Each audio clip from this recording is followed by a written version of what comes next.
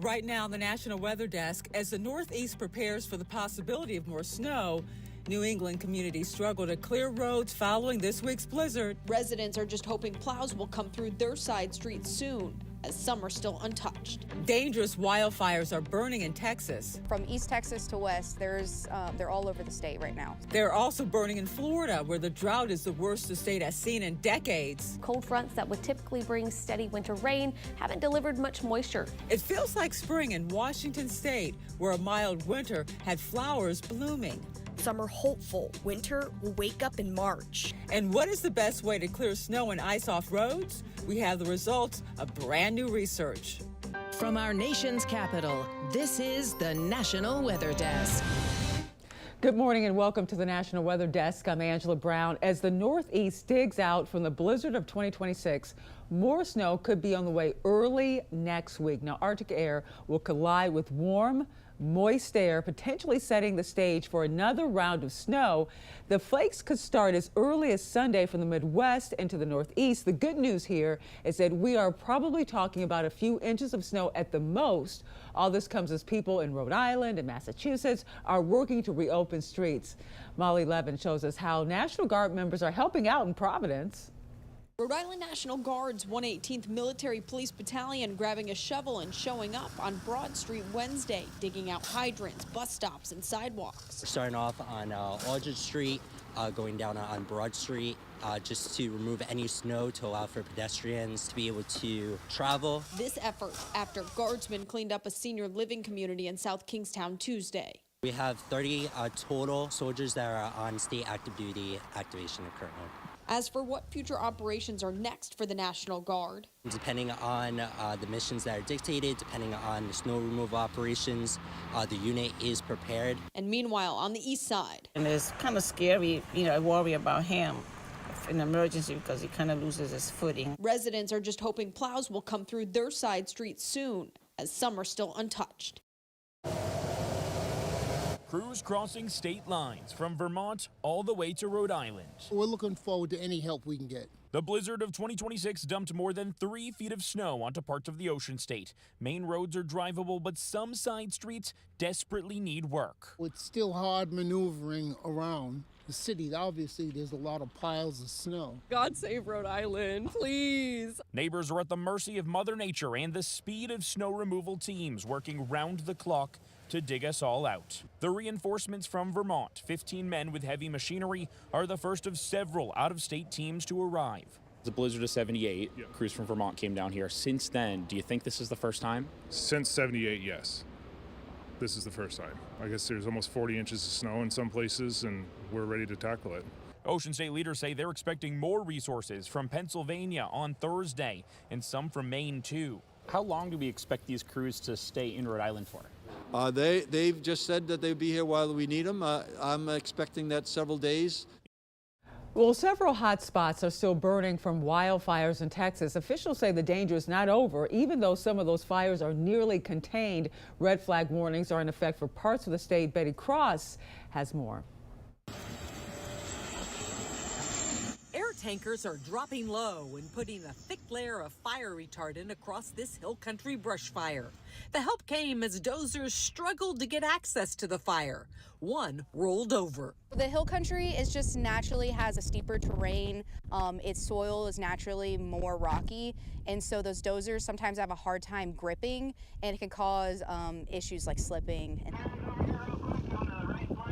Videos taken last night by state fire crews shows how fast the flames devoured dry grass and brush without quick intervention by the Texas A&M Forest Service. Fredericksburg officials say the fire would likely have spread beyond 1,200 acres. These type of fires we would not be able to fight on our own. So thankful for the resources that they provide and protecting our land and protecting the residents of Gillespie County. The Gillespie County judge has issued a disaster declaration authorizing emergency actions such as evacuations and road closures. No homes have been damaged, but the Forest Service says they're preparing for an active fire season. From East Texas to West, they're all over the state right now. So our resources are pre-positioned in areas that we think fires are more likely to happen, so we can allow for quicker response time.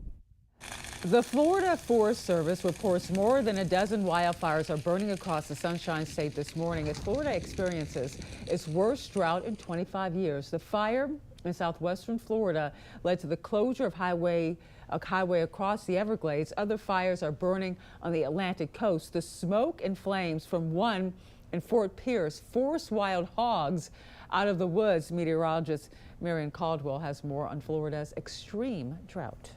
The state of Florida is dealing with one of the worst dry spells in years. And according to the U.S. Drought Monitor, nearly the entire state is now in drought. Many areas classified as severe to extreme. So why is it so dry? Simply put, we've missed out on months of typical rainfall. Cold fronts that would typically bring steady winter rain haven't delivered much moisture. And with low humidity, warm temperatures, and plenty of sunshine, what little rain we have seen has evaporated quickly. And that has left lakes and rivers lower than normal, dried out vegetation, and created prime conditions for wildfires, promoting burn bans across multiple counties and a statewide emergency declaration from the governor. Water managers are also urging conservation in some areas as supplies tighten. And until we see a consistent pattern of soaking rain, the dryness and the fire risk that comes with it is likely to stick around. Well, signs of spring are blooming across western Washington. While some have enjoyed the mild winter, others are worried about the impact this could have on summer. Meteorologist Stella Sun looks at what the implications the weak winter could have. When the sun comes out in February, it's a beautiful day, the sun's out, and it's not that cold. Washingtonians get out to enjoy it. Here to take in the trees and come see what's blooming. Pops of pink, hues of yellow. As flowers begin to bloom, some say it feels like winter hasn't really shown up. Usually you see a lot more snow on the mountains, and so it is kind of sad to see them without snow, the snow that you would get this time of year. As the final days of February wrap up, the mountain snowpack continues to struggle. In red and orange, 12 of the 14 total areas where snowpack is measured are below normal in Washington. I worry about shortage of water. A healthy snowpack is essential because when it melts in the spring and summer, it provides drinking water and irrigation for farms. The wildfire season, that's a big concern. The snowpack helps to reduce wildfire risk by maintaining soil moisture and preventing very dry conditions. I really miss the snow. As signs of spring sprout across the region, some are hopeful winter will wake up in March. I'm always hoping that there's going to be more snow, but it was late and not that much. Well, it's been more than a week since upwards of 8 feet of snow fell in the Nevada and California mountains. Now some of the snow is melting and there are concerns additional rain could lead to flooding like it did in the late 90s. Elizabeth Mitchell addressed those concerns with the National Weather Service. The National Weather Service expects rises on small streams along with noticeable increases on the Susan, Middle Fork Feather, and Carson rivers. So we're mostly concerned about the east and the west forks of the Carson that are coming out of the mountains. The main stem of the river, which actually goes through Carson City, is not expected to have anywhere near any kind of flooding impacts. But we are watching it. Still, the chance of flooding is less than 5%. The county is also monitoring river gauges in coordination with the Weather Service and has crews clearing culverts and drainage systems ahead of the storm. A lot of the mitigation work that has been done has been for the river and in Lemon Valley in known trouble spots. We've paid a lot of attention to that, put the work in. While widespread flooding isn't expected, officials say localized ponding and urban flooding in poor drainage areas is still possible, especially as high flows continue into the weekend. Well, the National Hurricane Center issued its final report on Hurricane Melissa on Wednesday. It was one of the strongest hurricanes by pressure in history, with a minimum central pressure of 892 millibars and maximum sustained winds of 165 miles per hour. That power struck Jamaica on October 28th, where extremely heavy rainfall set off flooding. Melissa was responsible for at least 95 deaths, mostly in Jamaica and also Haiti. It's now tied for the strongest hurricane in terms of wind speed to make landfall in the Atlantic Basin. And coming up on the National Weather Desk, we'll learn about a new study that says salt brine might be more effective than originally thought, and it's been a mild winter in some areas. We'll look at how that impacts local bug populations.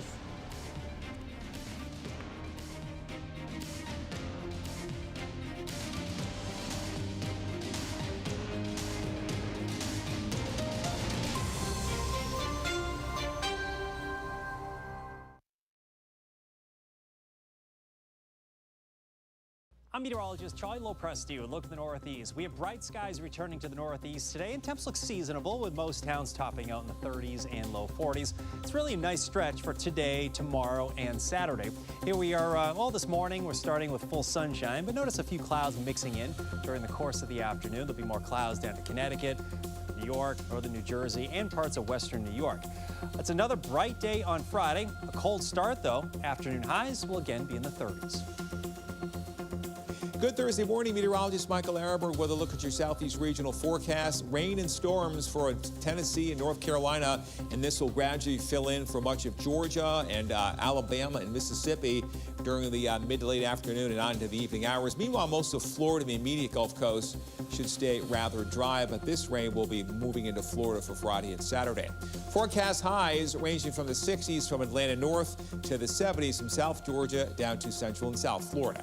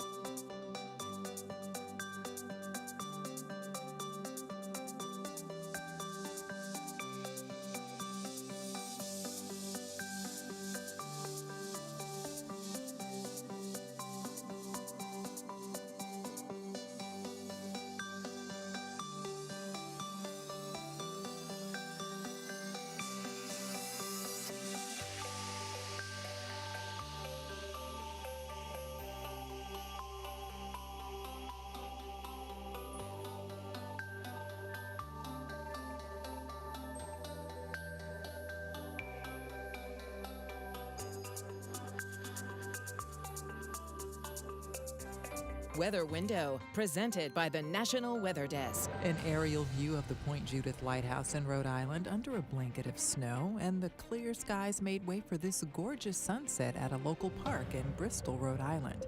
And during the storm, this golden trio seemed to have a great time. Meanwhile, in Maine, Sadie Mae the dog passed time after the snow, making doggy angels. Want to see your weather photos and videos on TV? Click Chime In on this station's website to share. After the deadly avalanche near Lake Tahoe, experts who track snow slides have a warning for backcountry skiers. Things can turn deadly quickly. Alexis Bruno has more. According to the Mount Shasta Avalanche Center, California ranks 8th in avalanche fatalities by state. The day after a snowstorm can be most dangerous for most backcountry skiers, particularly near and above tree lines. It's not a free-for-all yet.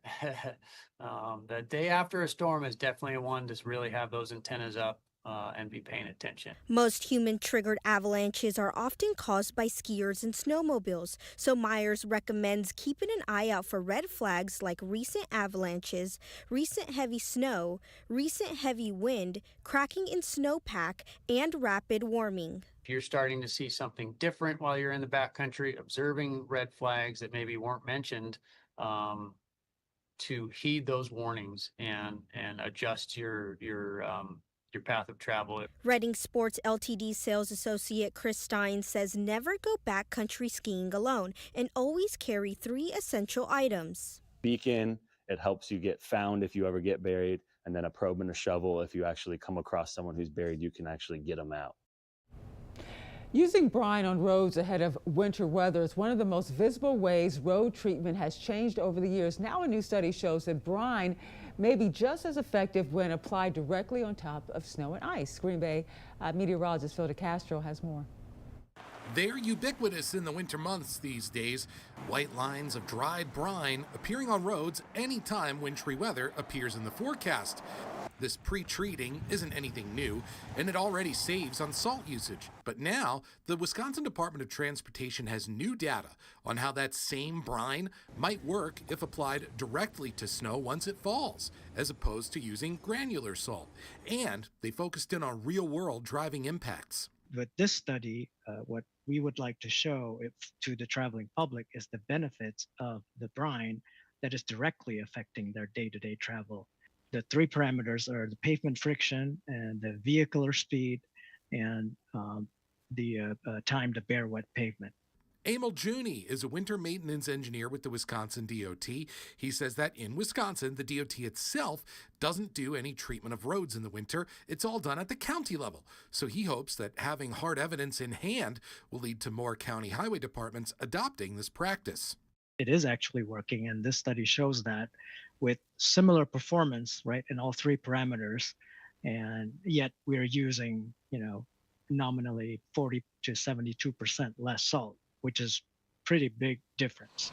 And that salt savings of 40 to 72% is a huge number.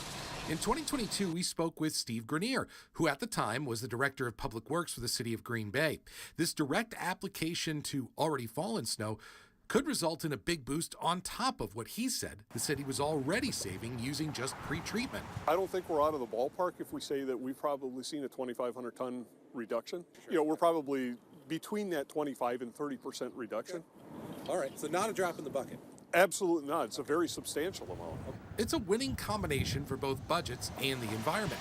Less salt for the same road clearing capabilities. Well, even though the Appalachian Mountains in southern Virginia were hundreds of miles from the center of this week's blizzard, heavy snow still fell there. As meteorologist Dave Durst explains, it's thanks to a combination of weather patterns. The strong northwest flow around the intense low pressure links up with Great Lake moisture and transports southbound. Now, Great Lakes moisture often enhances snow by increasing low-level humidity and instability in the cold, dry air mass. This can result in intense convective snow bands. Upslope snow is a key factor in forecasting winter weather across the southern Appalachians and occurs when cold, moist air is forced up, forming bands of heavier snow on the windward side. One area this occurs is along the Cumberland Mountain Range near the Kentucky-Virginia border, and the other occurs along the west side of the Appalachians along the Tennessee, North Carolina, and Virginia border.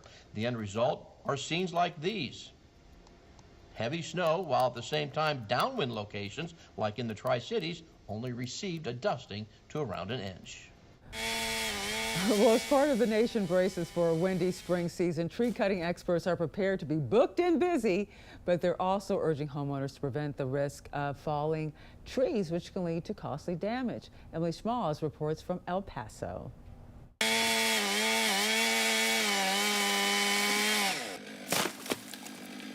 Frank Apodaca says several trees on his property pose a risk as high winds pick up this spring.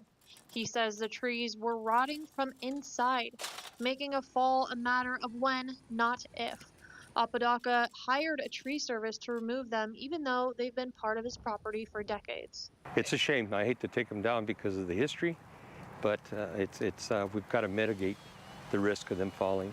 This is one of two trees the homeowner says fell last week during windy conditions. If you see any dead branches in your tree, try to get those pruned and cleaned, because that just spreads the dryness on the tree and only hurts it more.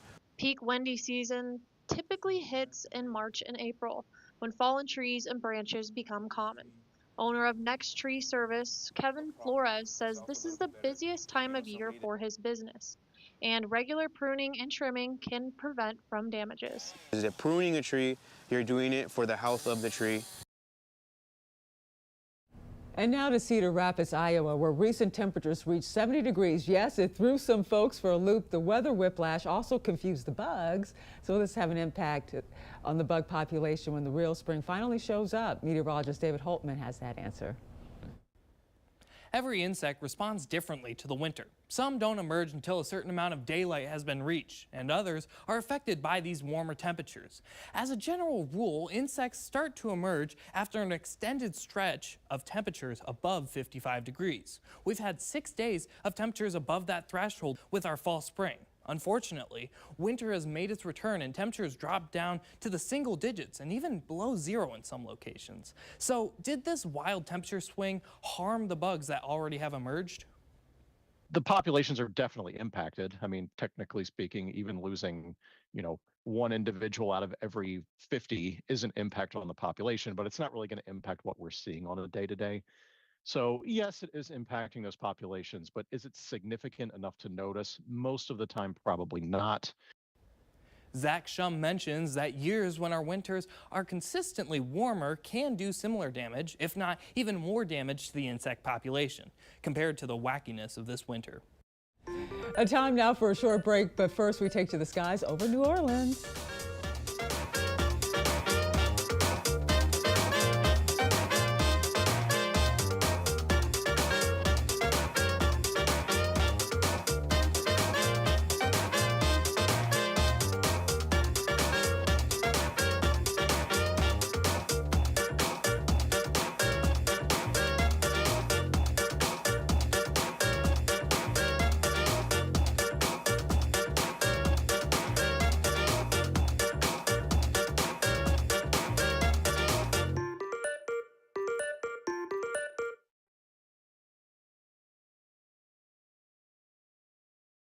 Good Thursday morning, everyone. I'm meteorologist Andrew Buckmichael. Got a few snow showers across the northern Great Lakes and also a little bit of light snow rain mix across the lower Ohio Valley.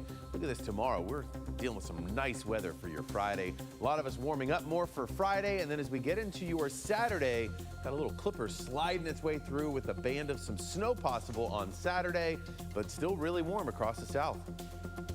Good morning, I'm meteorologist Alex Garcia. Here's a look at your regional weather. It's a little on the warm side.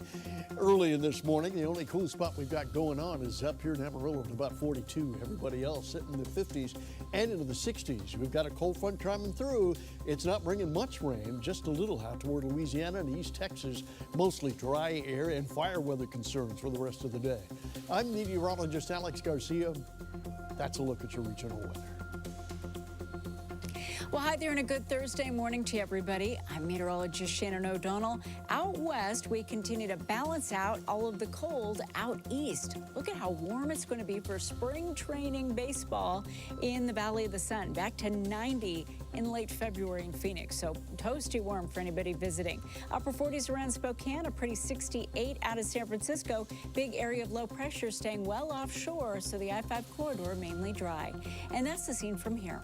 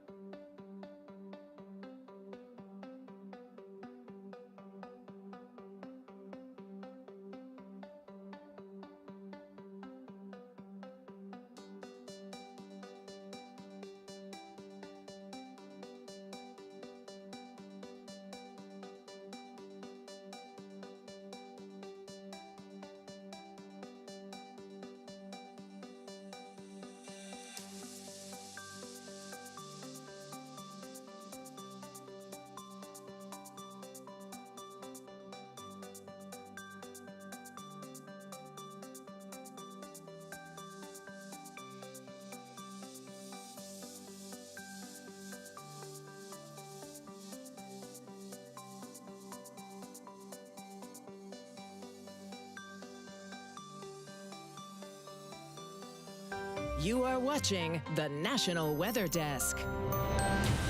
The last total lunar eclipse until 2028 happens next week. Meteorologist Julia Haley has more.